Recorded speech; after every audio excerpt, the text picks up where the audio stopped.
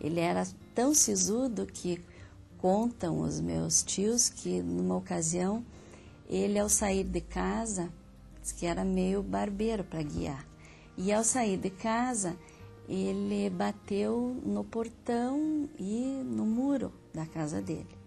Atrasou-se para a aula na universidade, coisa que nunca acontecia. Diz que todos estranharam muito, porque o Dr. Lins, que eles chamavam Dr. Lins, Dr. Lins se atrasou naquele dia de aula. E ele, para se justificar, não chegou como uma pessoa normal. Puxa, bati meu carro e tal. Ele disse, eu quero que os senhores me perdoem pelo atraso, mas eu tive que resolver uma questão entre o meu carro e o muro da minha casa. Ana Flora guarda até hoje a cópia do testamento do bisavô. Segundo ela, o documento é a mais bela carta de amor que ela já viu. A nossa sociedade, diz ele, né, o casamento, não desaparece com a aparência da morte. Eu permaneço vendo-a, querendo-a, ouvindo-a e obedecendo-a, sabendo que é uma esposa exemplar e mãe magnífica de vários filhos. E ele fez essa homenagem que a gente, talvez daqui para frente, a gente não tenha mais essa satisfação de ver, né? Um pouco mais à frente nos deparamos com a sempre tumultuada Rua Doutor Pedrosa. E você que passa todos os dias por aqui, sabe quem foi João José Pedrosa? Nasceu em Curitiba, então é um curitibano, 1845. Para você ter uma ideia, ele com 20 anos formou-se em Ciências Jurídicas e Sociais, na faculdade, né, de Ciências Jurídicas e Sociais de São Paulo. Depois disso veio para Curitiba, retornou ao Paraná, e nesse retorno, é evidente que ele já veio como advogado, e foi um advogado ilustre, foi um advogado respeitadíssimo. Ele veio, foi eleito vereador para a Câmara Municipal de Curitiba, foi presidente também da Câmara Municipal de Curitiba, e depois foi presidente da província do Paraná. O homem prodígio, realizador, morreu cedo. Aos 37 anos, quando estava em Belém do Pará, foi vítima da febre tifoide. Você ter uma pessoa que tem essa estatura moral, que tem essa admiração, né, que mereceu essa admiração de uma comunidade, foi respeitado, deixou exemplos de cultura e de trabalho e de honradez. Você tem que ter isto como um grande estímulo para se manter dentro desses princípios todos, especialmente na atualidade, quando a gente vê que as coisas, os princípios éticos já estão sendo fragilizados. Chegamos na Rua André de Barros. O personagem que batizou este trecho nasceu em Goiás. Veio para o Paraná ainda jovem para exercer a carreira de militar. Em Curitiba, depois de dar baixa no Exército, conseguiu trabalho em uma farmácia. Com a experiência que adquiriu, não demorou para montar o próprio negócio neste mesmo ramo. Como não era casado e levava uma vida muito metódica, logo acumulou uma pequena fortuna. Antes de morrer, ele deixou clara a sua vontade de doar todos os bens para a Santa Casa de Curitiba, que por sinal está localizada na Rua André de Barros. Continuando o nosso trajeto, chegamos na Rua Nilo Cairo. O professor, médico, engenheiro e militar teve um papel determinante na formação cultural do Estado. Junto com o amigo Vitor Ferreira do Amaral, Nilo Cairo criou a Universidade Federal do Paraná, a mais antiga universidade do Brasil. Nilo Cairo foi um homem apaixonado pelo que fazia e provavelmente a universidade não teria sido criada sem pessoas como Nilo Cairo.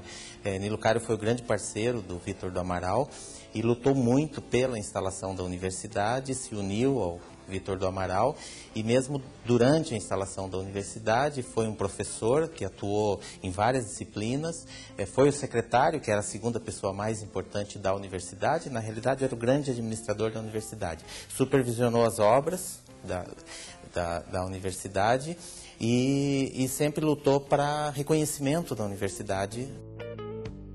Um homem à frente de seu tempo que trouxe avanços para a ciência.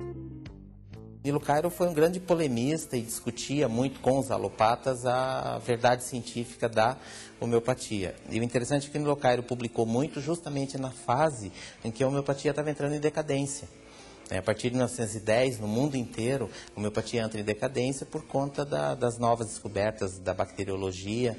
E hoje a homeopatia, a partir principalmente da década de 70, ela volta com uma grande força, mas o que é muito importante no Nilo Cairo é ter feito essa resistência nas publicações da homeopatia.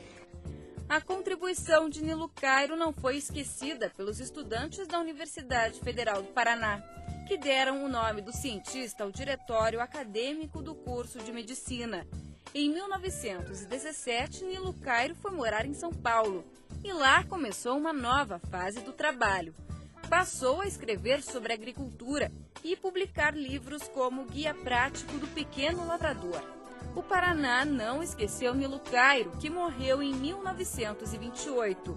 Ele foi imortalizado neste busto quando ainda era vivo. Ele vai ser até hoje lembrado como um dos grandes fundadores, né, dentro da Universidade Federal do Paraná. Então ele faz parte realmente da história do Paraná, né, e faz parte da história da Universidade Federal. O destino final do nosso passeio por este caminho recheado de histórias é a Rua Souza Naves. O homem que dá nome à rua foi um ícone da política paranaense. Durante 10 anos presidiu o PTB do Paraná e foi vice-presidente nacional do partido durante muitos anos.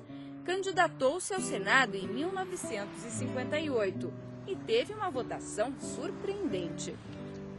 Ele teve uma votação superior à soma dos outros dois candidatos, que eram excelentes candidatos. Era José Munhoz de Mello, candidato pelo Partido Social Democrático, e o coronel Paulo Soares, candidato pela União Democrática Nacional. Dois homens de bem, dois homens altamente qualificados, e Souza Naves suplantou ambos com o dobro da votação.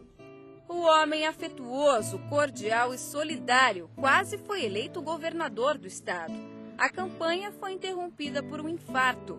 Souza Naves morreu no salão do Clube Morgenal, em Curitiba, enquanto recebia uma homenagem. Ficou muito conhecido um episódio na morte dele, que a morte de Souza Naves foi um acontecimento, quer dizer, terrível acontecimento, mas vieram a Curitiba personalidades importantes, como na época Jânio Quadros, o próprio João Goulart, e outras personalidades importantes. Santiago Dantas, depois veio a ser ministro de Relações Exteriores e tal. E houve cenas engraçadas. No caixão, embaixo do caixão do Souza Naves, e estreitaram suas mãos por baixo do caixão, mas a televisão pegando na época, o João Goulart e o Souza Naves, que não eram, e o Jânio Quadros, que não eram tão amigos na política, mas o Jânio agarrou a mão do João Goulart por baixo do caixão do Souza Naves e ali ficaram. Uma rua cheia de curiosidades e de histórias. Hoje este percurso é dividido em várias ruas, mas antigamente todo o trajeto fazia parte do chamado Caminho do Mato Grosso. Por que Caminho do Mato Grosso?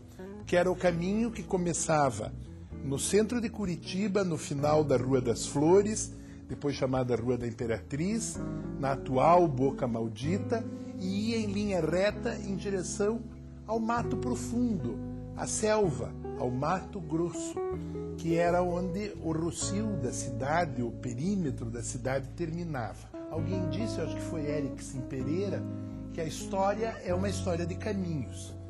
É da encruzilhada dos caminhos que se desenham as cidades, que se fazem os bairros.